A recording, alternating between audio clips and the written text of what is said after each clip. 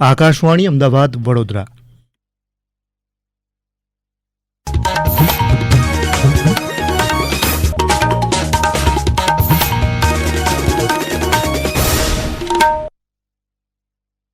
પ્રાદેશિક સમાચાર પ્રવેશ અડિયેચા વાંચે છે. મુખ્ય સમાચાર. પ્રધાનમંત્રી નરેન્દ્ર મોદી આજથી 2 દિવસ રાજ્યના પ્રવાસ દરમિયાન 82,000 કરોડ રૂપિયાથી વધુના વિકાસ કાર્યોની ભેટ આપશે. શ્રી મોદી આજે દાહોદમાં લોકોમોટિવ એન્જિન મેન્યુફેક્ચરિંગ પ્લાન્ટ રાષ્ટ્રને સમર્પિત કરશે. કેન્દ્રીય ગૃહમંત્રી અમિત શાહ આજે મહારાષ્ટ્રના નાગપુરમાં ગાંધીનગર એનએફએસયુના પરિસરનું ખાતમુહૂર્ત કરશે. કચ્છ અને ઉત્તર મધ્ય ગુજરાતમાં આજે હળવાથી મધ્યમ વરસાદની આગાહી. ગઈકાલે રાત્રે રાજ્યના કેટલાક સ્થળોએ ભારે વરસાદ બાદ વ્યાપક નુકસાન.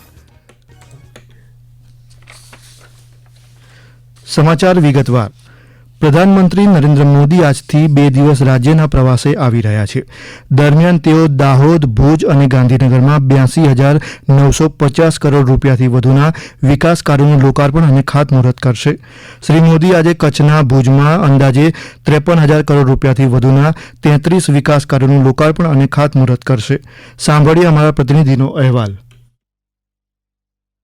પ્રધાનમંત્રી નરેન્દ્ર મોદી આજે 1 દિવસના ભુજના પ્રવાસે આવી રહ્યા છે. ભુજ ખાતેથી શ્રી મોદી કચ્છ સહિત 9 જિલ્લાના 53,000 કરોડથી વધુના વિકાસ કામોનું લોકાર્પણ અને ખાતમુહૂર્ત કરવાના છે. પ્રધાનમંત્રીના આગમનને લઈ કચ્છમાં સુરક્ષા વ્યવસ્થા સહિતની તૈયારીઓને આખરી ઓપ આપી દેવામાં આવ્યો છે. વડાપ્રધાન જાહેર સભાના સંબોધન પૂર્વે ભુજમાં 1 કિલોમીટર વિશાળ લાંબો રોડ શો ગયો છે. રોડ શોમાં કચ્છની પ્રાચીન સંસ્કૃતિ સાથે દેશભક્તિના દર્શન પણ થશે. હેમાંગ પટની, આકાશવાણી સમાચાર, ભુજ. શ્રી મોદી આજે Kandla port infrastructure, solar plants, power transmission અને માર્ગ મકાનના વિકાસ કાર્યોની ભેટ આપશે. ઉપરાંત તેઓ ઉર્જા અને પેટ્રોકેમિકલ્સ વિભાગ, માર્ગ અને મકાન વિભાગ, પાણી પુરવઠા વિભાગ, પવિત્ર યાત્રાધામ વિકાસ બોર્ડ, પાવર ગ્રીડ તેમજ દીનદયાળ બંદર સત્તામંડળના વિકાસ કાર્યોનું લોકાર્પણ અને ખાતમુહૂર્ત કરશે. પ્રધાનમંત્રી નરેન્દ્ર મોદી આજથી રાજ્યની 2 દિવસની મુલાકાતે આવી રહ્યા છે. તેમની મુલાકાતના પ્રથમ દિવસે શ્રી મોદી દાહોદમાં લોકોમોટિવ એન્જિન મેન્યુફેક્ચરિંગ પ્લાન્ટ રાષ્ટ્રને સમર્પિત કરશે અને 9,000 હોર્સ પાવરના પહેલા ઇલેક્ટ્રોનિક લોકોમોટિવને લીલી ઝંડી આપશે. ઉપરાંત શ્રી મોદી દાહોદમાં અંદાજે 24,000 કરોડ રૂપિયાના વિવિધ વિકાસ કાર્યોનું ખાતમુહૂર્ત અને લોકાર્પણ પણ કરશે, જેમાં વેરાવળ અને અમદાવાદ વચ્ચે વંદે ભારત એક્સપ્રેસ અને વલસાડ તેમજ દાહોદ સ્ટેશન વચ્ચે એક્સપ્રેસ ટ્રેનના શુભારંભ સહિત રાજ્ય સરકારના અન્ય વિકાસ કાર્યોનો સમાવેશ થાય છે. વધુ વિગત અમારા સંવાદદાતા પાસેથી. દાહોદમાં 20,000 કરોડના ખર્ચે તૈયાર થયેલા રેલવે કારખાનામાં આગામી 10 વર્ષમાં 1200 જેટલા લોકોમોટિવ એન્જિન્સ તૈયાર કરવામાં આવશે. ભવિષ્યમાં તેની દેશ વિદેશમાં નિકાસ કરવામાં આવશે. 4,600 ટનની કાર્ગો વહન ક્ષમતા ધરાવતા આ એન્જિનમાં પ્રથમ વખત ચાલક માટે એસી તેમજ ટોયલેટની સુવિધા, દુર્ઘટનાથી બચવા માટે કવર સિસ્ટમ સહિતની સુવિધા ઉપલબ્ધ કરવામાં આવી છે. દાહોદમાં હમણાં તૈયાર થઈ રહેલા 4 એન્જિન પર મેન્યુફેક્ચરિંગ બાય દાહોદ લખાશે. આ ઇલેક્ટ્રિક એન્જિનની સરેરાશ ઝડપ 75 કિલોમીટર પ્રતિ કલાક રહેશે. આ પ્રોજેક્ટના પગલે દાહોદ સહિતના વિસ્તારોમાં પ્રત્યક્ષ અને પરોક્ષ રીતે 10,000 માનવીઓને રોજગારી મળશે તેમજ સ્થાનિક અર્થતંત્રને પણ વેગ મળશે. વર્ષ 2022માં પ્રધાનમંત્રી નરેન્દ્ર મોદીએ make in India, make for the world પહેલ હેઠળ આ પ્રોજેક્ટનું ખાતમુહૂર્ત કર્યું હતું. અપર્ણા ખોંડ, આકાશવાણી સમાચાર, અમદાવાદ. કેન્દ્રીય ગૃહમંત્રી અમિત શાહ આજે સવારે મહારાષ્ટ્રમાં ગાંધીનગર એનએફએસયુ રાષ્ટ્રીય ન્યાય સહાયક વિજ્ઞાન વિશ્વવિદ્યાલયના પરિસરનું ખાતમુહૂર્ત કરશે. નાગપુરના ચિંચોલી ખાતે આ પરિસરનું નિર્માણ થઈ રહ્યું છે. ગાંધીનગર એનએફએસયુના સંસ્થાપક કુલપતિ ડોક્ટર જે.એમ. વ્યાસે જણાવ્યું, આ વિશ્વવિદ્યાલયના નવા પરિસરથી કૌશલ્ય પ્રાપ્ત ન્યાય સહાયક નિષ્ણાતો તૈયાર થશે. નાગપુર પરિસર વિશ્વવિદ્યાલયનું 11મું અને મહારાષ્ટ્રનું પહેલું પરિસર હશે. આ પરિસર તપાસ સંસ્થાઓને મદદરૂપ થશે અને ન્યાય સહાયક ક્ષમતા નિર્માણમાં પણ વધારો કરશે, એમ શ્રી વ્યાસે ઉમેર્યું. રાજ્યપાલ આચાર્ય દેવવ્રતે માનવ જીવનની સાથે પ્રકૃતિ અને પર્યાવરણને બચાવવા માટેના યોદ્ધા બનવા લોકોને અપીલ કરી. આણંદ કૃષિ વિશ્વવિદ્યાલયના સહકારથી રાજ્યના કૃષિ, ખેડૂત કલ્યાણ અને સહકાર વિભાગ દ્વારા ગઈકાલે યોજાયેલા પ્રાકૃતિક કૃષિ પરિસંવાદમાં તેમણે આ મુજબ જણાવ્યું. રાજ્યપાલશ્રીએ કહ્યું કે પ્રાકૃતિક ખેતીનું અભિયાન એ કોઈ એક વ્યક્તિનું નહીં પરંતુ રાષ્ટ્રીય અભિયાન છે.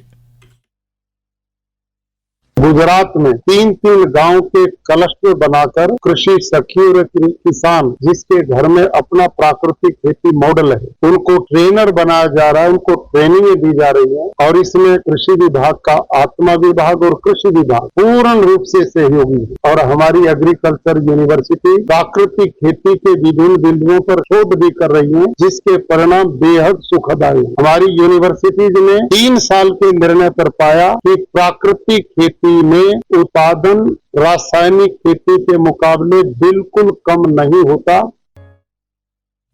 દરમિયાન રાજ્યપાલશ્રીએ અમદાવાદ, આણંદ, ખેડા, ગાંધીનગર અને બોટાદ સહિત 5 જિલ્લાના ગ્રામસેવક, વિસ્તરણ અધિકારી, આત્મા અને બાગાયત વિભાગના અધિકારીઓ, કૃષિ સખીઓ, પ્રગતિશીલ ખેડૂતો અને કોમ્યુનિટી રિસોર્સ પર્સન સાથે પણ સંવાદ કર્યો. આ સમાચાર આપ આકાશવાણીના અમદાવાદ વડોદરા કેન્દ્ર પરથી સાંભળી રહ્યા છો. આ સમાચાર આપ અમારી YouTube channel AIR news Gujarat પર પણ સાંભળી શકો છો. વધુ સમાચાર માટે અમારી વેબસાઇટ news.air.gov.in/gujarati અને અમારા એક્સ હેન્ડલ AIR_news_ABAD ને ફોલો કરશો.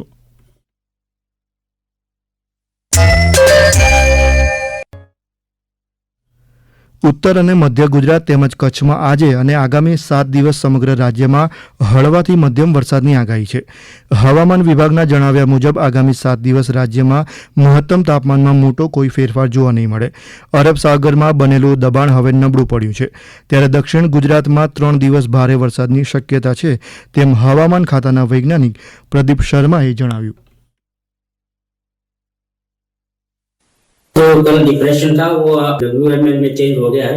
जो फोरकास्ट हमने गुजरात के लिए रखा है उसमें साउथ गुजरात रीजन में हमने हैवी रेन रखा है 3 दिन तक, और सौराष्ट्र में अभी हैवी रेन की उम्मीद नहीं है। जहाँ तक थंडरस्टॉर्म का सवाल है तो थंडरस्टॉर्म हमने अभी 4 दिन के लिए रखा है, सौराष्ट्र, कच्छ और गुजरात रीजन दोनों में रखा है।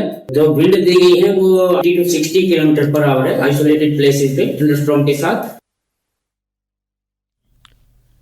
રાજ્યભરમાં ગઈકાલે રાત્રે વાતાવરણમાં ભારે પલટો જોવા મળ્યો. ગાંધીનગરના અમારા પ્રતિનિધિ દુર્ગેશ મહેતા જણાવે છે, જિલ્લામાં એકાએક ભારે પવન સાથે ધૂળની ડમરીઓ ઉડી હતી.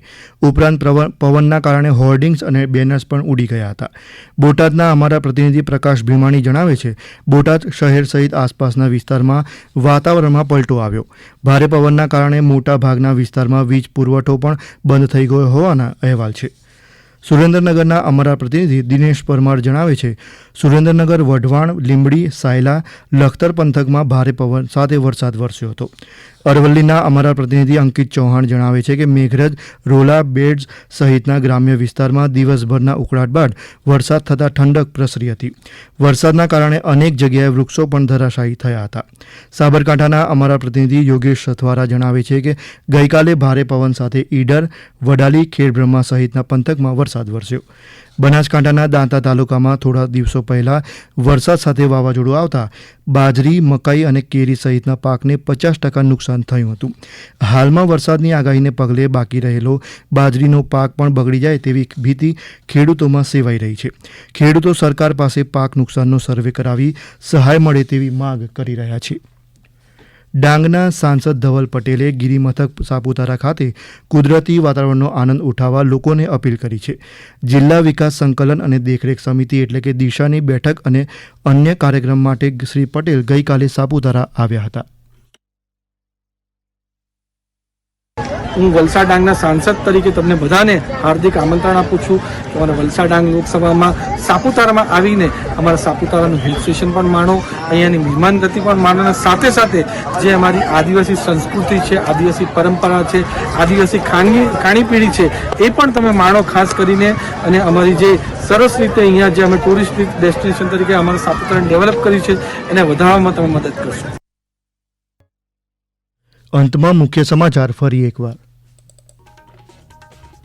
પ્રધાનમંત્રી નરેન્દ્ર મોદી આજથી 2 દિવસ રાજ્યના પ્રવાસ દરમિયાન 82,000 કરોડ રૂપિયાથી વધુના વિકાસ કાર્યોની ભેટ આપશે. શ્રી મોદી આજે દાહોદમાં લોકોમોટિવ એન્જિન મેન્યુફેક્ચરિંગ પ્લાન્ટ રાષ્ટ્રને સમર્પિત કરશે. કેન્દ્રીય ગૃહમંત્રી અમિત શાહ આજે મહારાષ્ટ્રના નાગપુરમાં ગાંધીનગર NFSUના પરિસરનું ખાતમુહૂર્ત કરશે. કચ્છ અને ઉત્તર મધ્ય ગુજરાતમાં આજે હળવાથી મધ્યમ વરસાદની આગાહી. ગઈકાલે રાત્રે રાજ્યના કેટલાક સ્થળોએ ભારે વરસાદ બાદ વ્યાપક નુકસાન. આ સાથે જ આકાશવાણીના અમદાવાદ વડોદરા કેન્દ્ર પરથી પ્રાદેશિક સમાચાર પૂરા થયા. હવે પછી આપ 7:45 રાષ્ટ્રીય સમાચાર સાંભળી શકશો.